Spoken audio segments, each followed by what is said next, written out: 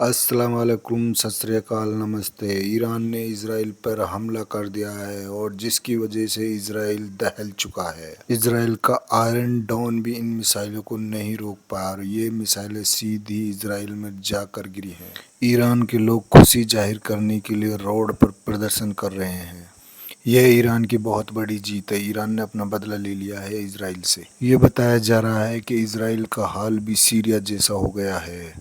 Iran ने बता दिया है कि वो इजराइल से कम नहीं है, वो कभी भी किसी वक्त और कहीं पर हमला कर सकता है। ईरान ने गाजा के हमले का इजराइल से बदला ले लिया। 13 जून शुक्रवार तड़के जब इसराइल ने इराक से फाइटर जेट उड़ाकर ईरान पर जबरदस्त एयर स्ट्राइक की और उसकी एलीट फोर्स IRGC के चीफ हुसैन सलामी समेत आर्मी चीफ, न्यूक्लियर साइंटिस्ट और सब मिलाकर 20 से ज्यादा लोग मार डाले। इतना ही नहीं, रिहायशी इलाकों में भी इसराइल ने हमला बोला। ऐसा इल्जाम लगाया गया कि पास ये अच्छा मौका है कि वो अपने यहाँ रिजीम के खिलाफ बगावत कर दे, रिजीम बदल दे और उनसे छुटकारा पा ले। इसराइल की भयंकर एयर स्ट्राइक और ईरान में आला अधिकारियों की मौत की खबर के बाद ऐसा लगा कि ये ईरान के लिए एक बहुत बड़ा धक्का है। उसे संभलने और बदले के लिए खुद को तैयार करने में कुछ वक्त की दरकार होगी। संस्थाएं ईरान की बहुत बड़ी ताकत मानी जाती हैं। इसराइल ने उसी के शीर्ष नेतृत्व या आला क़यादत पर वार किया था, लेकिन महज 12 घंटे में ईरान ने खुद को संभाल लिया। न सिर्फ संभाला बल्कि इसराइल पर खतरनाक पलटवार करके भी दुनिया को यह पैगाम दे दिया कि उसे कमजोर न समझा जाए। एक देश के तौर पर तो हर मुल्क के पास प्रॉपर स्टैंड बाय होता है।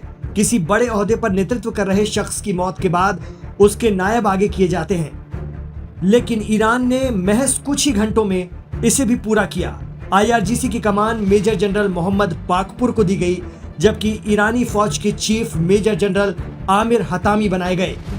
पासदारान इस्लाम और फौज में सुबह सुबह अचानक आए इस खला, इस गैप को 13 जून की दोपहर तक पूरा किया गया। इन सब के बीच ईरान एक देश के तौर पर खुद को तेजी से संभाल रहा था, लेकिन वहां की जनता भी इस सदमे से बहुत तेजी से उभरी। राजधानी तेहरान, कुम और दीगर शहरों में लोग सड़कों पर उतर आए और इसराइल के खिलाफ नारे लगाने लगे। वो ये दिखाना चाह रहे थे कि इतने भयंकर हमले और नुकसान के बावजूद वो अडिग हैं और सरकार के साथ हैं। 13 जून को हमले के 1 या 2 घंटे बाद ही ईरान में हैदर हैदर खैबर खैबर की गूंज थी। दरअसल ये नारा आज से 1400 साल पहले हुई जंग को याद करके लगाया जाता है। इस जंग को जंग खैबर के नाम से जानते हैं, जिसमें पैगंबर मोहम्मद साहब के दामाद हजरत अली की शुजाअत या बहादुरी को याद किया जाता है।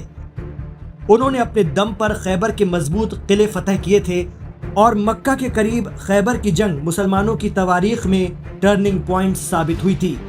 इसराइल के खिलाफ दोगुनी ताकत से ईरानी पलटवार के बाद से ये नारे ईरान की सड़कों पर गूंज रहे हैं। मतलब है कि सुप्रीम लीडर को वहां रहबरे मुअज्जम कहा जाता है। इतना ही नहीं, इसराइल को ये भी इस हमले से ईरान की जनता में खुशी की लहर दौड़ चुकी है, आप देख सकते हो। हम लोग इस वक्त मैदान में हैं। यहाँ पर इस वक्त कुम में रैली निकली है।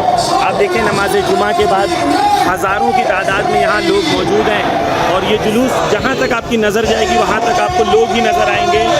ये पैगाम देने आए हैं कि हम इसराइल से नहीं डरते, हम करबला वाले हैं और एक पैगाम कुम से है, इंतकाम इंतकाम इंतकाम।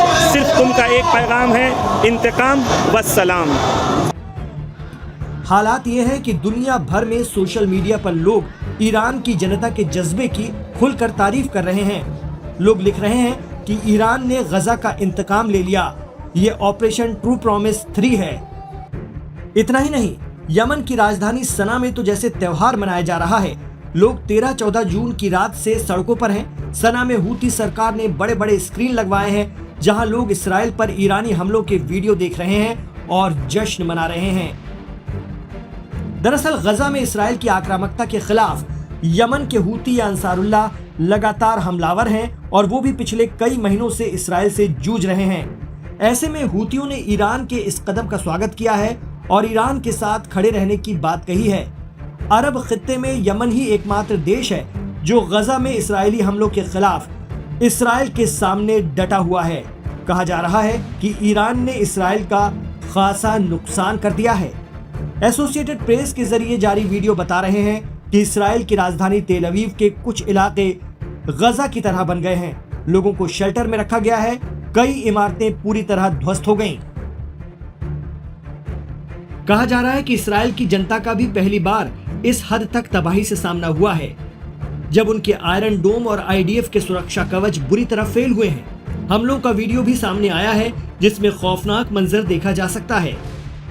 कई इमारतें धराशायी हो गई हैं। सड़कों पर क्षतिग्रस्त गाड़ियां बिखरी देखी गईं, जिनके ऊपर मलबा पड़ा हुआ था। फायर ब्रिगेड की गाड़ियां आग बुझाने में जुटी थीं। लोग डरे सहमे घटनास्थल के आसपास जमा हो गए। यह हमला इसराइल के लिए सबसे बड़ा झटका माना जा रहा है। बिल्डिंग के बीच में हमला हुआ, जिससे माना जा रहा है कि किसी महत्वपूर्ण टारगेट को भी ईरान ने निशाना बनाया। कहा जा रहा है कि ईरान की जनता बरसों से अमेरिकी सैंक्शंस का सामना करते हुए भी अपनी फौज और रिजीम के साथ है, यहाँ तक कि वो इसराइल के भयंकर हमलों से भी नहीं डिगे। यही वजह रही कि ईरान ने दोगुनी ताकत से इसराइल पर अटैक कर दिया।